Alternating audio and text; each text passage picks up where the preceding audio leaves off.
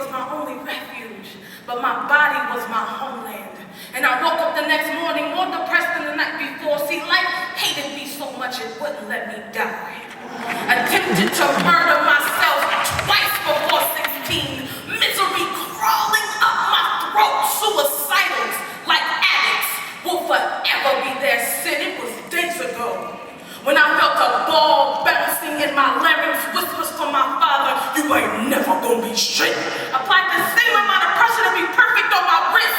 Made incisions on my arm to reflect the jungle gym in my abdomen. Heard an angel say he didn't give two shits about my life or my family. Neck to my hazelnut-covered skin, red and brown. And at some point, I couldn't decipher whether the tears came from the hurt in my life or the pain on my arm. See, I hated people telling me the truth, forcing me to face the fact that I had been living in fiction, believed I had something worth saying, possessed value, but not enough to make change. Maybe 276,000 of us failed at killing ourselves because God was triumphant at keeping us alive. This is to Jessica from Making Waves, who was one of the 5,000, to the fucked up representative for God called a pastor, who apologized on her behalf, who used scripture to prove she was an unworthy sacrifice. Let me apologize to his ass.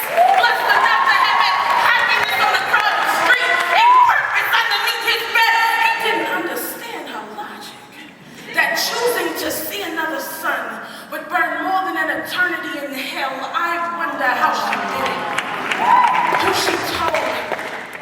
How long did she converse with the citizens in her brain before they overthrew their queen? Did she forget that I loved her? Or did I forget to tell her? This is to the 5,000, ages 15 to 25 that succeeded. With what 276,000 of us have failed to do, just a reminder that besides suicide,